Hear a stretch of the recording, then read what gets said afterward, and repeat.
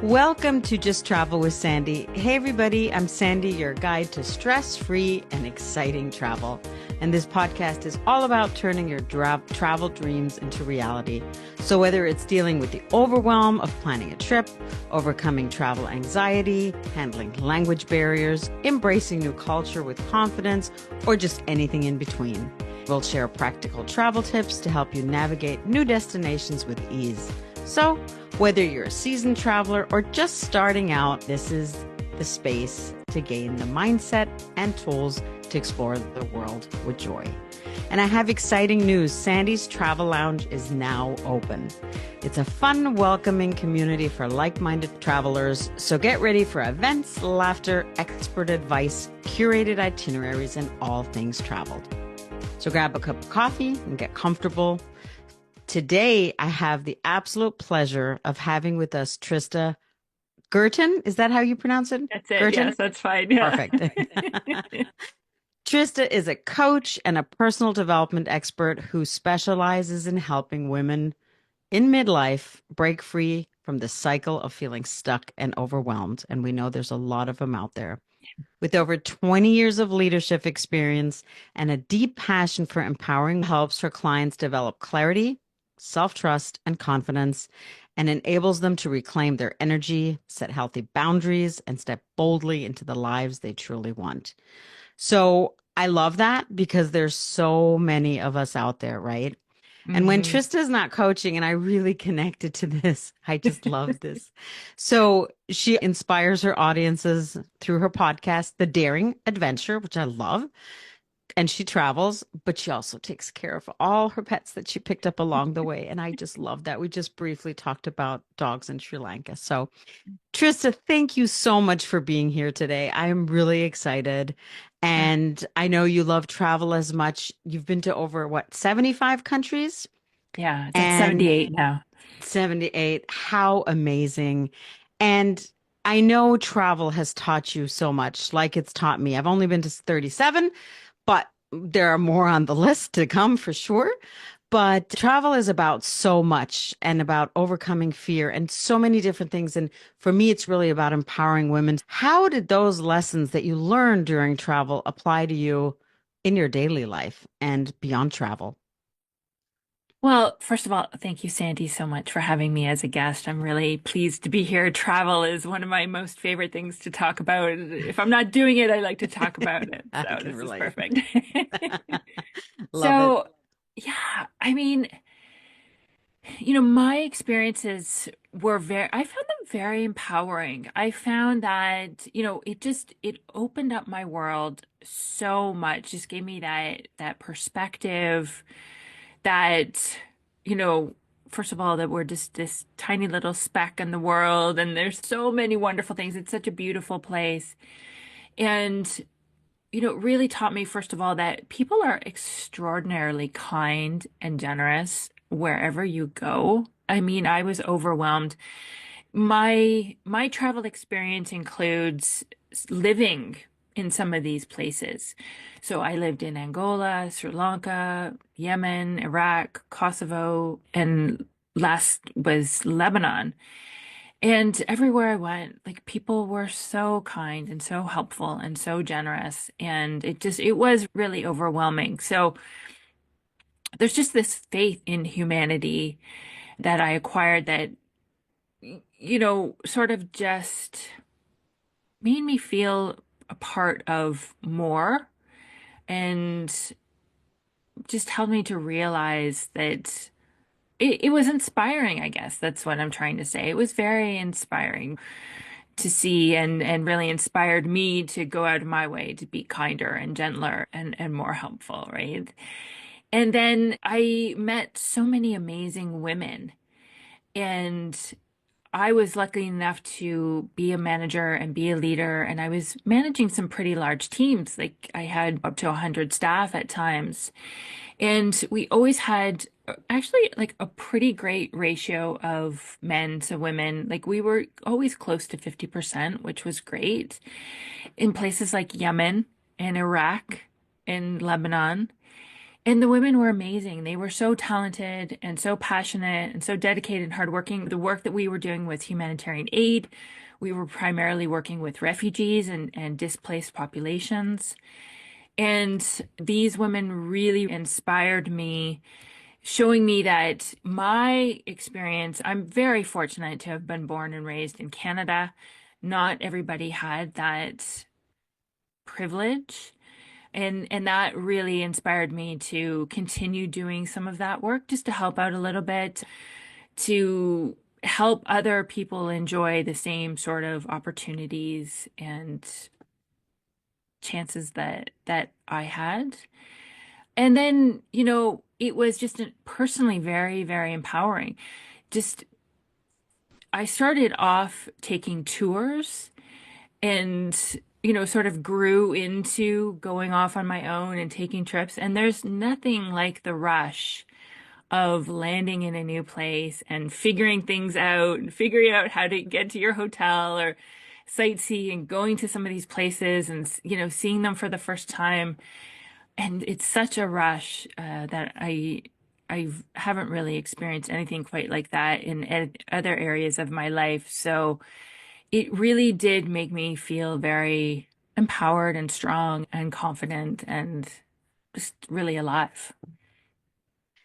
I absolutely love that you say that because I always say that we're just a speck, right? We're just this little piece in the big globe. And I, you and I are a little similar in that I want everybody to experience the cultures, the traditions, the language, the smells, the feels, the if you walk through a bazaar, the Kana Khalili in Egypt, or if you're on a cruise on the same wherever. I have a lovely lady who is joining me on a trip to Ireland in June, and she's Mhm. never been outside of America, but she's always wanted to go, but the overwhelm and the fear stopped her. Mm. And I think you and I are the same, that we just want to empower women in that sense to really take that step and go out. So, since you are a coach, how would you coach a woman that, say, feels stuck, feels overwhelmed, feels Mm. fear of taking that leap into exploring the world? Well, I think it's like anything. You want to be really clear about why you want to do this. I think if you have a strong why, and you like that, and it's not something that you need to explain to anybody, you don't need to justify it to anybody. It can be for whatever, if you want to go shopping on the Champs-Élysées, or you want to go experience a kebab in Turkey, whatever it is, it doesn't matter as long as you are passionate and excited and like that reason. And I think just really reminding yourself of that reason, on a regular basis can help to keep you sort of motivated and focused. The brain is always going to offer you fear, especially if you've never traveled before. We have this primitive part of our brain that's going to say, stay in the cave, stay safe, don't go out there, Right. it's dangerous. It means really well. It's trying to protect us, but we are no longer living in caves. And unfortunately, this part of our brain hasn't evolved, it hasn't changed. So it still sends out these warning signals, and it uses fear and it uses doubt. So we have to remember that this is normal. This is a part of being human. It's a part of having a human brain. That primitive part is going to say, oh my God, don't do this. Stay home. And if we can allow ourselves, to feel that feeling, right? Because we don't want to try and resist it. We don't want to try and eat a bag of chips or a pint of ice cream, right? We can allow it. We know nothing's gone wrong. It's not gonna hurt us. And we can allow it and process it. And then, remind ourselves of our reasons, our why we want to do this, what we want to focus our brain on.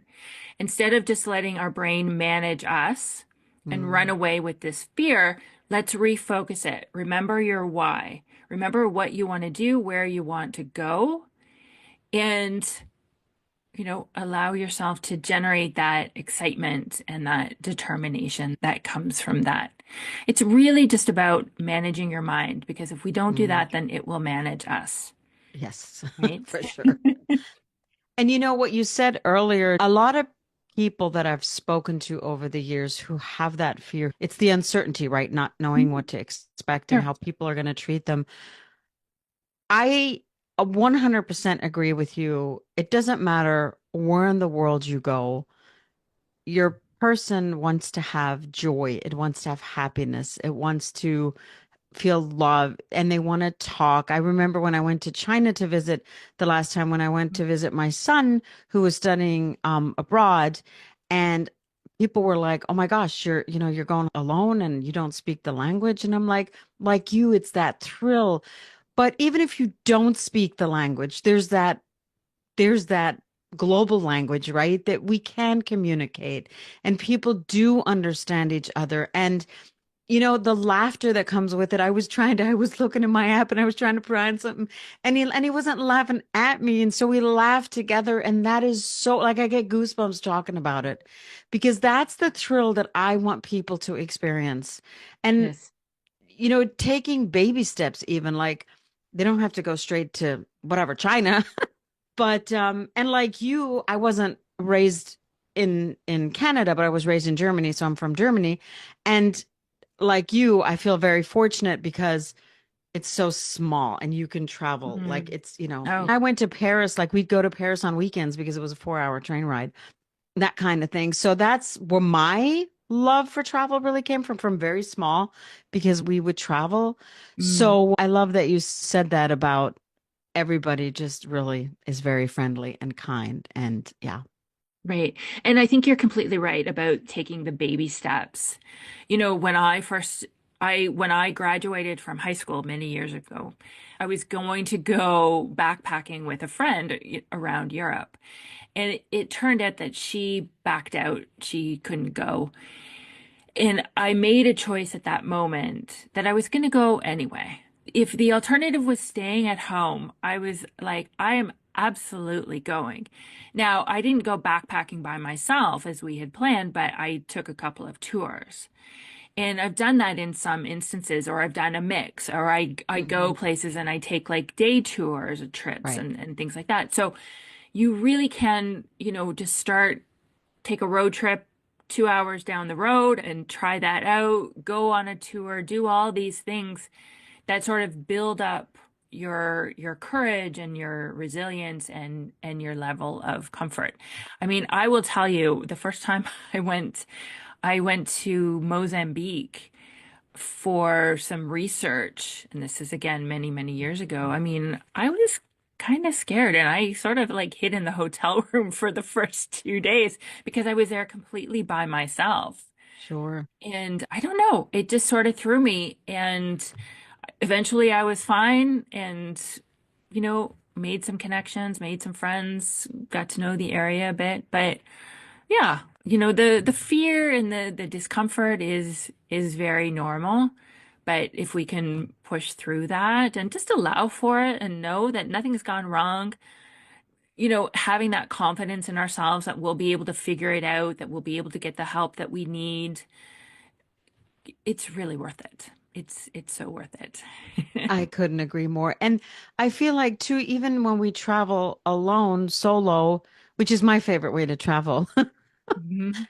you're never really alone, right? You No. never really are alone.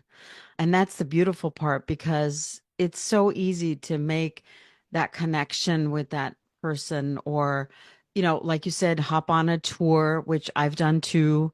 The possibilities are endless. They Sure. really are. Absolutely. Yeah. So tell me a little bit. You said you spent 20 something years as a humanitarian Just aid over work. 20. Yeah. Yeah. So just over 20 years. What made you, obviously you traveled after high school when you traveled and that's where you got your taste from. Is that why you decided to go into that work as part of it? Because you would explore more of the world? That was definitely part of it. My father took me to Paris when I was 16. My mother had actually taken me first to New York City for a weekend when I was probably like about 14.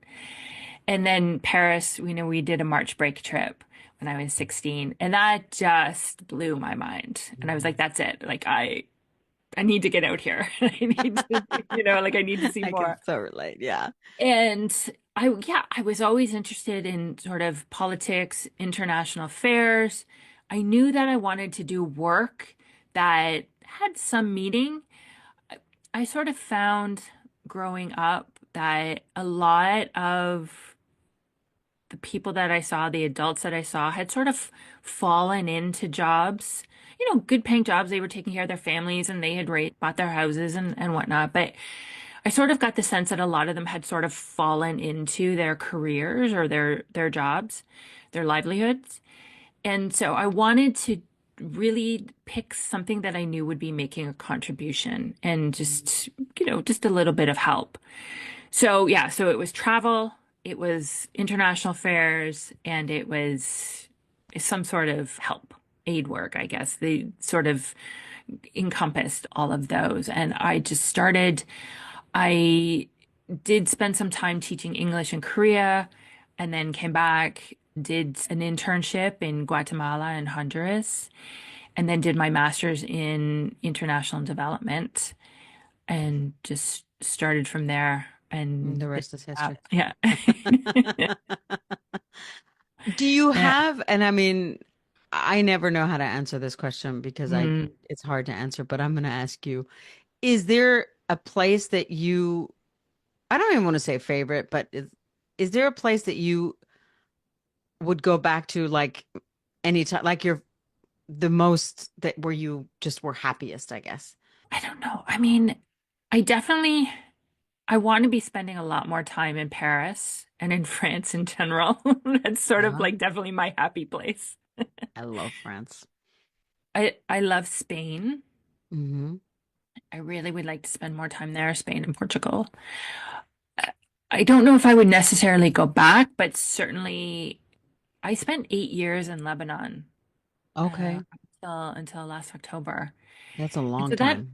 yeah, so that has a pretty special place in my heart. Hmm. I don't know if I could f physically go back there. Maybe it's too soon, but Hmm. definitely, I mean, that country has so much. It's heartbreaking. It's like one of the most heartbreaking places, but it has so much to offer. The people are lovely, the food, the culture, the history, the music. I mean, the climate, the beaches. It's so unique and so beautiful. And I really enjoyed my time there, even though it was some of the most challenging times. Like I I arrived there believe in it. 2016, and then it was sort of like the fall of 2019 that they had this major economic and political crisis. And then we went straight into COVID, and Mm. then, everything's since, I mean, it's incredible. My heart breaks for the Yeah. country. It really does. Yeah. But it's a very special place. So when you were there for 8 years, aside from COVID, obviously, did you also come home to Canada during that time? Did you do any traveling or I did did you a lot most, of traveling. yeah, yeah. So I would come home twice a year. I would come home Okay. in the summer and I would come home for Christmas for a couple of weeks. Hmm. But then, Beirut is in such a great location because you can fly to Cairo in 2 hours Hmm. and Amman and Cyprus is 20 minutes and Yeah. Athens is right there. And I mean, so pre-COVID, I was doing Mm. a lot of traveling and Nice. really enjoyed that. Once COVID hit, Of everything really course. slowed down Yeah. and Yeah. yeah, Yeah. but Yeah. I was able to enjoy quite a bit. It is so nice when you're in a location like that. My daughter spent her first, so my daughter went to school in at NYU, and then Hmm. she spent her first year at the Paris campus. A Yeah. poor thing. And they did a lot of traveling. During breaks, they went to Morocco and Nice. shorter, like even just a longer weekend, you know. There's so much you can do and it just offers um so much opportunity, which is phenomenal. Yeah. So during your time as a humanitarian aid worker, it's a mouthful. It is, yeah. How did that shape your perspective on the personal development piece that you now do? And did you learn any lessons from that experience in your For coaching work? sure. Yeah. I mean, I started getting coached myself because of what I was experiencing. I spent a lot of time sort of struggling with, am I doing the right thing? Because it's not like normal. And all my friends were getting married and buying houses and having babies. And I was like off roaming the world. And I really struggled with that for a long time. I also was in a long distance relationship, so I struggled with that quite a bit. And then I also struggled with, and I think you see this with a lot of people in aid work, the turnover is quite pronounced. Like, we'll spend 6 months here, a year there, 2 years there. I mean, for me to have spent 8 years in Lebanon is like almost unheard of. And there was always like this mindset that, you land in a country, there's this honeymoon period where everything is new and it's fun and it's exciting. And then after a while, that wears off, your brain gets bored, and then you think, oh, maybe it's better over there. Hmm. And so you see people, okay, well, I'm tired, I'm fed up with this place, I'm going to go over there. And really, what I learned is how to manage my mind and understand what's going on in my brain and understand that process, that it's not better over Mm. there, Mm. and that I have the capacity to be just as happy here in this moment as I do in any other moment, in any given time, any other place, and really doing that work. And then, there are lots of challenges living in a different culture in a different country. The driving in Lebanon was off the hook. I mean, it was just like, and I was driving myself to work every day and I was losing my mind. And that was really one of the first breakthroughs that I had, was to like stop losing my mind on the drive to work every Right. morning, because I realized, I was really upset. Nobody else cared, Right. It's and I wasn't changing anything except my blood pressure. You know, so I really, I once I discovered that, I mean, that was re literally, I remember that moment. I remember Mhm. exactly where I was like, wait, do I want to give this guy my power? I got Yeah. cut off one morning, and I remember that moment so clearly, and it served me in every area of my life, because you realize that you don't have to react. You have Right. the power, right? And it doesn't matter what's going on externally, but how do we want to show up? How do we want to react? What's worth giving our power away like that? I always say happiness is an inside job, right? We can Exactly. respond or we can react or we can just look in and find the good in it and just work on our mindset and Yep. take it like I'm here in Lebanon and yeah, they drive like maniacs, but practicing that gratitude, but I am here. I get to be here. I get to drive. Life is great. Like it's a practice though. It definitely is an evolution. Right, right. And just realizing like how much power and control we have over our minds. Mm. It really, that's the secret to life as far as I'm concerned. Being able to understand the relationship between what's going on in our minds and what's going on in our bodies in terms of emotions, and understanding and having that power to not let it overwhelm us.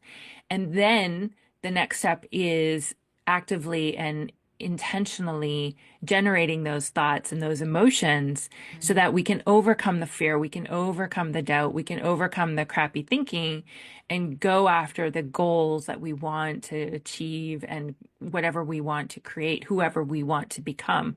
And that's really, I mean, it's simple, but it takes a lot of practice, it takes a lot of skill. It's simple, but it's not easy, right? Right, exactly. Exactly. So you're no longer an aid worker. I came home. I'm back in Canada right now. I came home in October, so I am coaching full time right now. So you're coaching full time, but you're still traveling. Or do you I plan? plan to. I haven't done Yeah. anything since. I've sort of hibernated over the winter here, but definitely travel is on the agenda, and I want to have some sort of lifestyle. I haven't figured it out yet, but where I spend time here in Canada, but then also abroad, perhaps somewhere Hmm. warmer. I'm still sort of working out the planning, but right now it's nice to be home. It's nice to be home. I can imagine after that constant, as beautiful as it is nice. Of course, Lebanon was home for 8 years, Yeah, but still it is nice to have that, consistency. And absolutely. I feel like every time I'm away, I've always looked forward to coming home again just because of my animals and stuff. But Hmm. then I get that itch again. Okay, where are we Hmm. going to next? Yes, It's like, yes.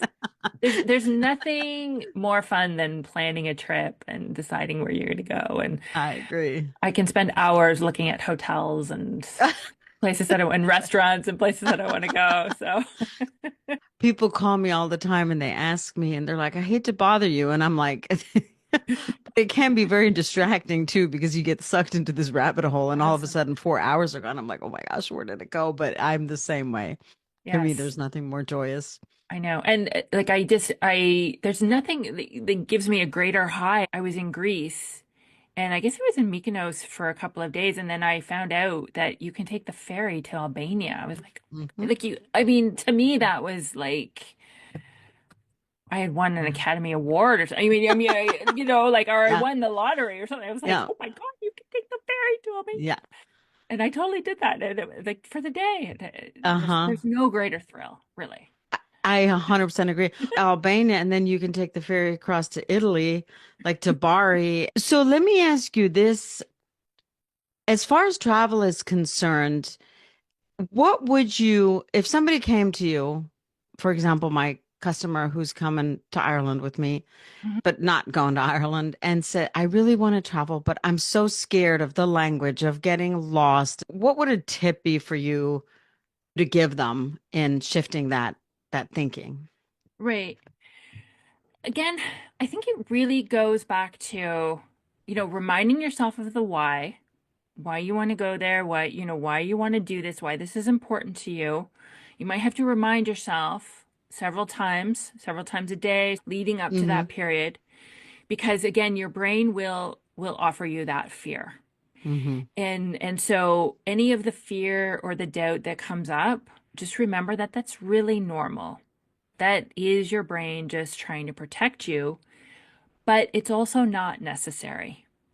Right? And allowing that fear, just being with it, like don't try to resist it. Don't tell yourself that it's silly or that it doesn't make sense.